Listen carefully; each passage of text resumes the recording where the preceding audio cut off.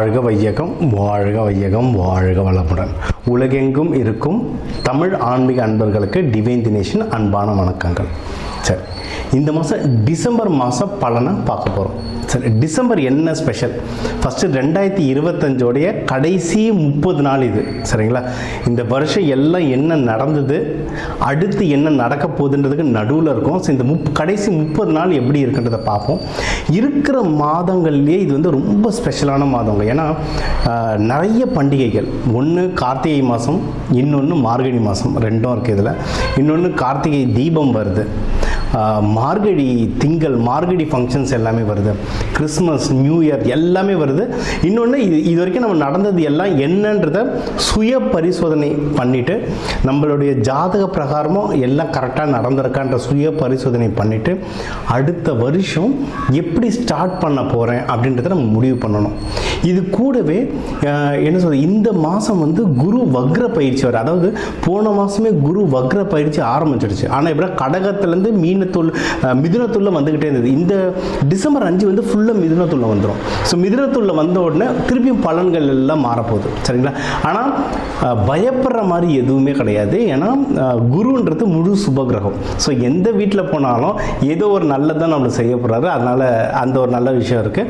So இப்போ மிதுனத்தில் மாறுறதுனால நம்மளுக்கு என்னென்ன பலன்கள், என்னென்ன டிஃப்ரென்ஸாக வரப்போகுது, எதில் நம்ம கூடுதல் எச்சரிக்கையாக இருக்கணும், அது எல்லாத்தையுமே நம்ம மேஷம் முதல் மீனம் வரைக்கும் ஒவ்வொன்றா வரிசையாக பார்த்துட்ருக்கோம். ஃபுல் வீடியோ பாருங்கள். எதில் நல்லது நடக்க போகுது, எதில் எச்சரிக்கையாக இருக்க போகிறோம், அதுக்கு எந்தெந்த தெய்வத்தை வழிபடணும், என்னென்ன பரிகாரங்கள், இது எல்லாத்தையும் முழுமையாக சொல்ல போகிறோம். வாழ்க வளமுடன். அன்பான அழகான கடகராசிக்காரங்க, அவங்க முகமே எப்படின்னா எப்பவுமே சிரித்த மாதிரி வட்டமாக நிலா மாதிரி இருக்கும். சீக்ஸ்லாம் நல்லா இருக்கும் அவங்களுக்கு.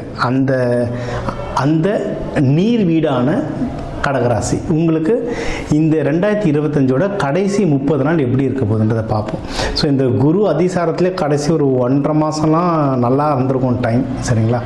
அது அப்படியே நல்லபடியாக கண்டினியூ ஆகுங்க. இது ஒன்று. இப்போ ஓவராலாகவே நல்லா இருக்குது.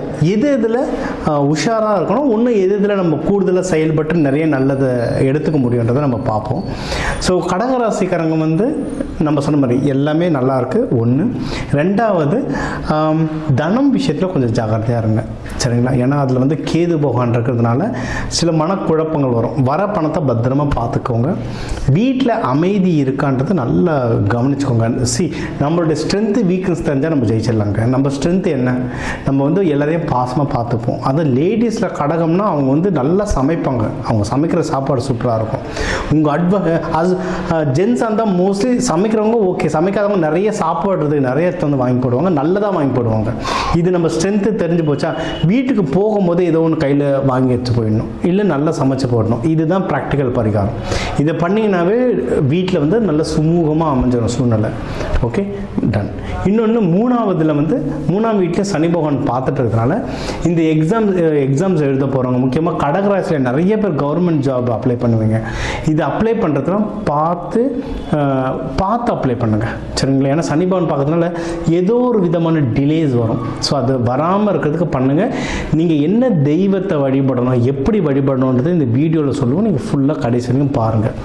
So competition exams, government exam எழுத போகிறவங்க, படிக்கிற குழந்தைங்க, வெளிநாடு போகிறதுக்கு, கடல் தாண்டி வெளிநாடு போகிறவங்க, விசாவுக்கு அப்ளை பண்ணுறவங்க, ஹையர் ஸ்டடீஸ்க்கு வந்து அப்ளிகேஷன் போடுறவங்க, ஜிஆர்இ, ஜிமேட், ஐஎல்ஸ் எக்ஸாம் எழுதுகிறவங்க, இவங்க எல்லாருமே உங்கள் டாக்குமெண்டேஷன் கரெக்டாக இருக்கான்னு 1க்கு 2 தடவை நல்லா செக் பண்ணிக்கோங்க.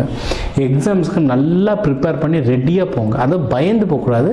ஆனால் ஃபுல் ப்ரிப்பரேஷனாக போட்டிங்கன்னா நம்ம தான் ஜெயிப்போம். சரியா? அடுத்து 4ஆம் வீடு. 4ஆம் வீட்டில் வந்து உங்களுக்கு சூப்பராக இருக்கும் 4ஆம் வீடு. ஸோ நீங்கள் எதனா வண்டி, வீடு, எதனா எஃப்டியில் பணம் போடணும், ஸ்டாக் மார்க்கெட்டில் பணம் போடணும், நகை வாங்கணும், இது எல்லாத்துக்குமே டைம் சூப்பராக இருக்குது. சரிங்களா? சூப்பராக இருந்தாலும் நம்ம எப்பவுமே சொல்கிறது, ஜோசியரை பார்த்து எந்த வண்டி கலர் உங்களுக்கு வாங்கினா நல்லது, எந்த பக்கம் வீடு வாசல் இருந்தால் நல்லது, கிரவுண்ட் ஃப்ளோர் நல்லதா, ஃபஸ்ட் ஃப்ளோர் நல்லதா, இது எல்லாத்தையும் ஒரு தடவை பார்த்துக்கிட்டு அதுக்கு ஏற்ற மாதிரி மாதிரி வாங்கினீங்கன்னா லட்சத்தில் போட்டு வாங்குகிற வண்டியும் கோடியில் போட்டு வாங்குகிற வீடும் நம்மளுக்கு வந்து பல காலத்துக்கு அடுத்தடுத்த தலைமுறைக்கு கொடுக்குற அளவுக்கு நம்ம அதை அழகாக வச்சுக்க முடியும். வீட்டில் அம்மா ஸ்தானத்தில் இருக்கவங்க, ஆஃபீஸில் வயசில் பெரியவங்க, இவங்களோடலாம் நல்ல சுமூக சூழ்நிலை வரும். நீங்களே போய் பேசுங்க. நீங்கள் பேசுறதுக்காக தான் அவங்க வெயிட் பண்ணுறாங்க. நீங்கள் பேசுனீங்கன்னா ஆட்டோமேட்டிக்காக ஒரு நல்ல ரேப்போ, ஒரு இணக்கமான சூழ்நிலை நல்லபடியாக அமையும் இது. அண்ட் 5ஆம் வீடு, வீட்டில் பசங்களோடலாம் நல்லா சந்தோஷமாக இருங்க. டைம் நல்லாயிருக்கு. சின்ன சின்ன சண்டை நடந்திருக்கும். ஏன்னா சூரியன் செவ்வாய் ஒன்றாந்ததுனால சின்ன சின்ன சண்டை நடந்திருக்கும். அதெல்லாம் டிசம்பர் 17 அப்புறம் அதெல்லாம் சரியாயிடும். ஸோ என்னென்னா அடுத்து வர நியூ இயர் வந்து ஜாலியாக இருக்கும். அதுதான் முக்கியம். பண்டிகை ஜாலியாக கும்பிடலாம். இது ஒன்று. தெய்வ வழிபாடுகள் அதிகமாக பண்ணுங்கள். குலதெய்வம் கோவிலுக்கு போயிட்டு வாங்க.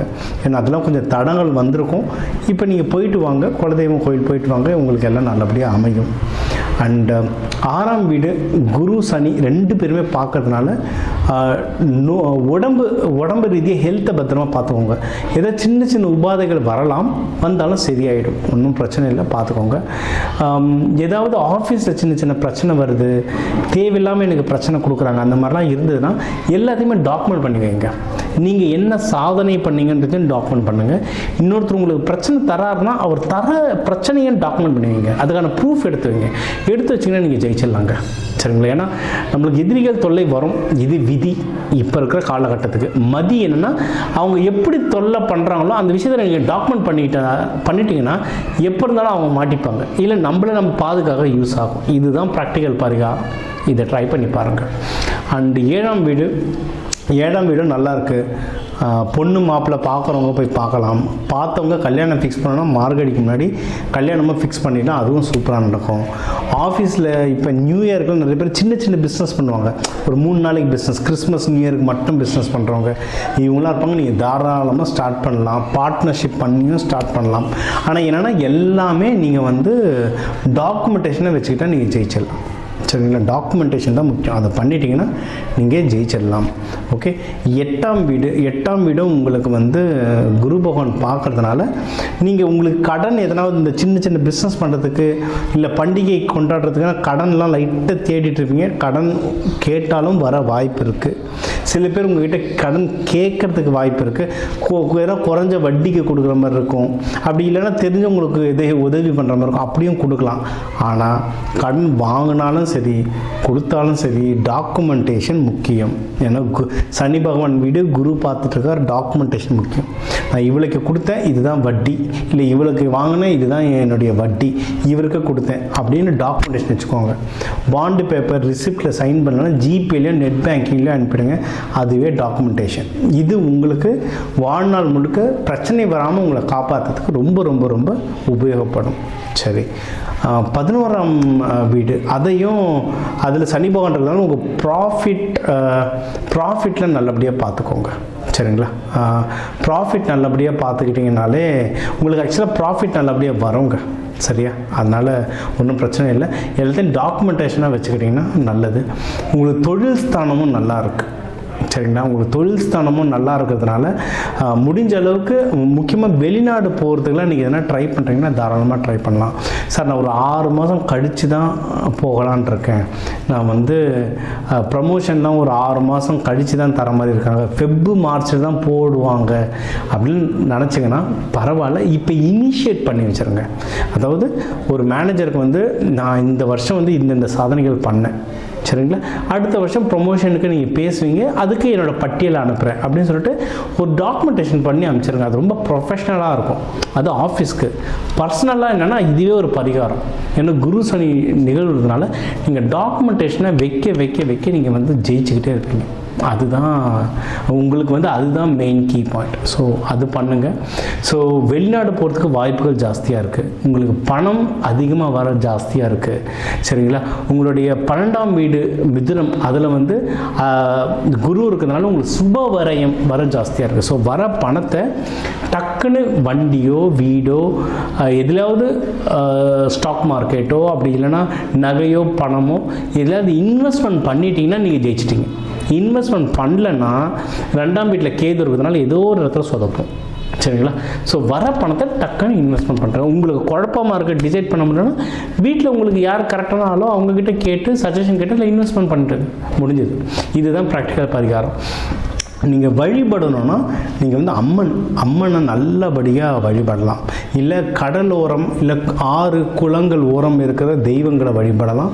உங்களுக்கு அது ரொம்ப ரொம்ப நல்ல பவர் தரும். அப்படி எதுவுமே இல்லை சார், நான் இருக்கிறது ரொம்ப ட்ரையான ஏரியா அப்படின்னா அங்கே போயிட்டு அம்மனுக்கோ இல்லை சிவபெருமானுக்கோ இல்லை நீங்கள் வந்து பெருமாளுக்கோ யார் இருந்தாலும் அபிஷேகம், நீங்கள் அபிஷேகத்துக்கு பாலோ பன்னீரோ வாங்கி தந்தால் சூப்பர்.